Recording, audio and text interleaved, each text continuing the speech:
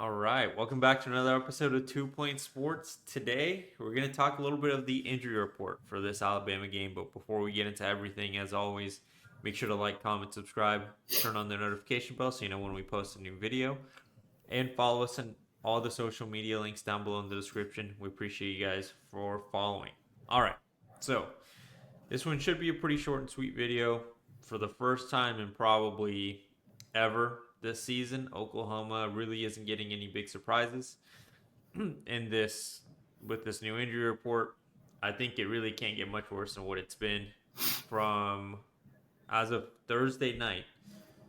Deion Brooks will not be part of this game.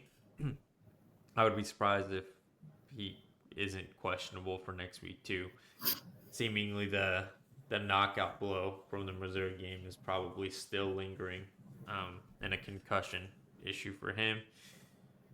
Jalil Farouk ended up being, you know, nearly. I guess he wasn't even on the injury report on Wednesday, so there was hope. Now he's questionable, downgraded.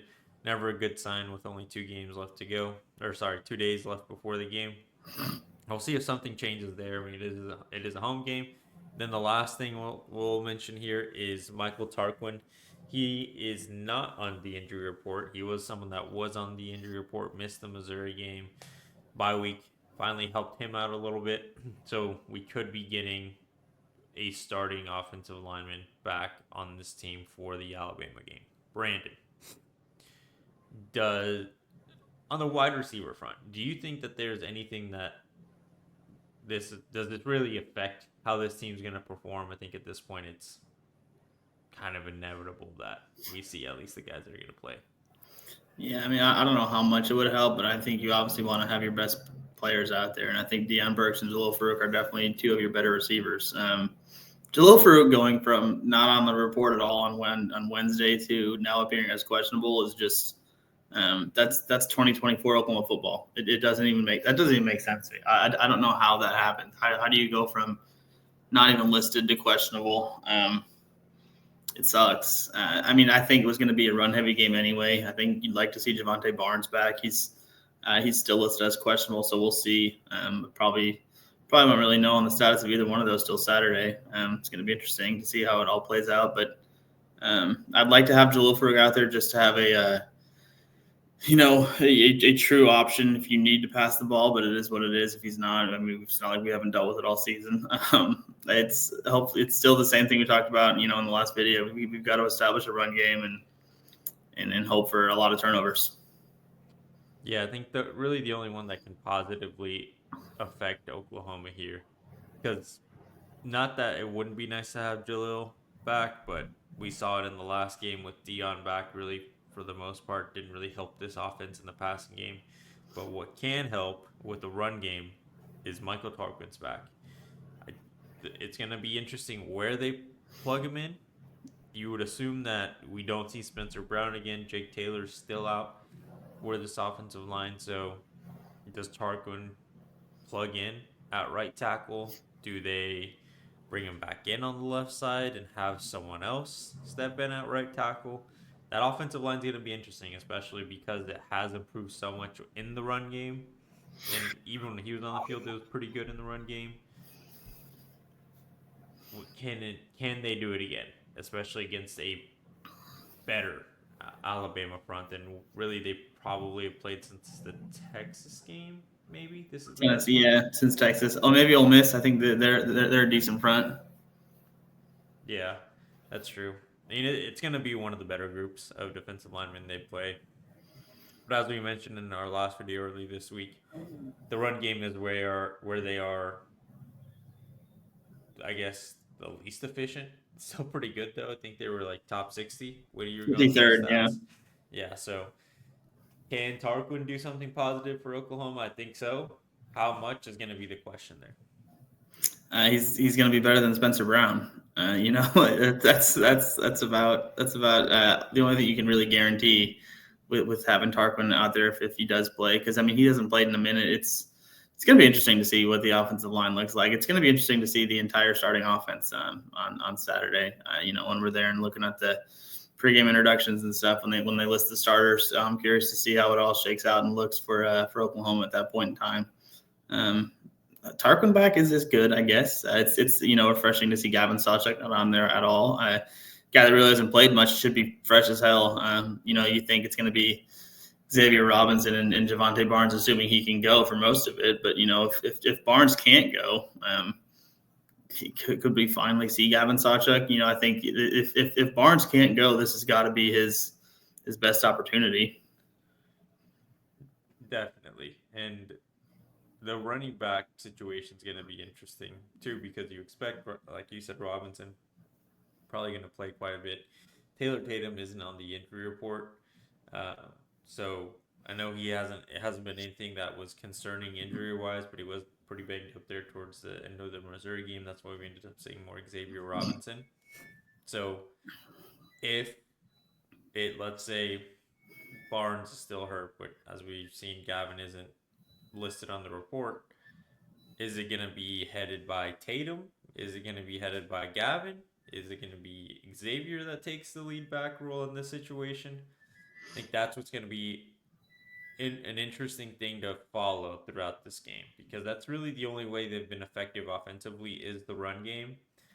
But Taylor Tatum has had an issue of putting that ball on the ground and basically giving it away every maybe 10 to 12 carries. Gavin Sawchuk just hasn't played very well. Brandon mentioned it early on in the season when we did see him in his limited time.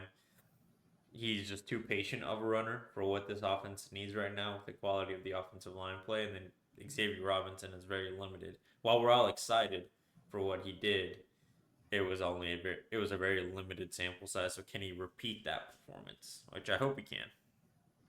Yeah, you definitely hope he can. I feel like there's no reason why he can't. I get it's a tougher front we're playing than Missouri, but he's a big dude, man. He's a big back. I think when we were watching him play in the Missouri game, he reminded me of like Brandon Jacobs back in the day for the Giants, except for the Sooners. Like he's a guy that's going to be lethal on short downs, goal line type situations. I think he's the guy you gotta feed. I'm excited to see where it goes. I don't know, man. I think if you're Oklahoma, and you're in this current situation, we don't know what it looks like. We should roll out a lineup of like, let's start Casey Thompson, let's start Xavier Robinson, and let's start like Zion Kearney, Ivan Carreon, and Devon Mitchell. And just Alabama has seen none of them on tape. Let's let it fly. Well, I wish it was that simple, but we'll see what happens. Obviously, it's Jackson Arnold is going to be the starting quarterback, but he's the captain. If it's an ass kicking at halftime, who knows? Maybe we see those three guys get the majority of the second half snaps.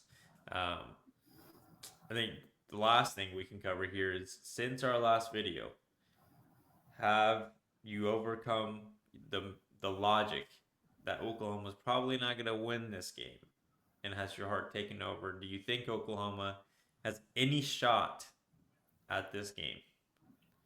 Do we have a shot? Yes. I think there's always a shot in football, especially like the thing we talked about the other night. With it just being senior night, it's being the last night for Stutz and Bowman and Woody Washington, and some of those guys, they'll never get to play on this field again. So I think they'll come out a little bit juiced. But again, those guys we talked about are defensive players. They can come out shot out of a cannon, but if the offense is consistently punting or turning the ball over or doing dumb shit, you can only keep that kind of steam for so long. So it's going to be big on the offense to keep them in the game, to keep them involved, to keep them playing for something. I think if you get a run game, which I still think we can have, I think Barnes will go.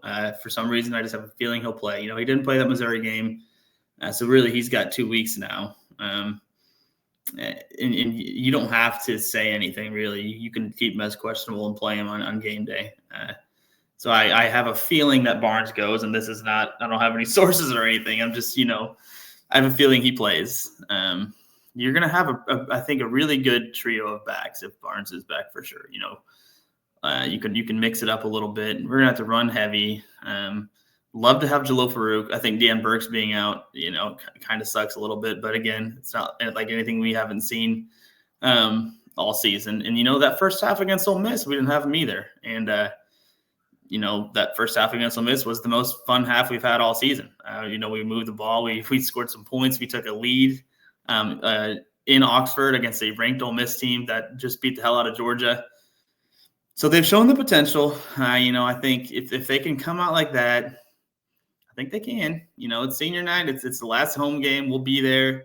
There's going to be some magic in the air. I'm still rocking a shot. And by Saturday, especially by Saturday, by the time we're walking into the stadium, I'll be ready to put $1,000 in Oklahoma.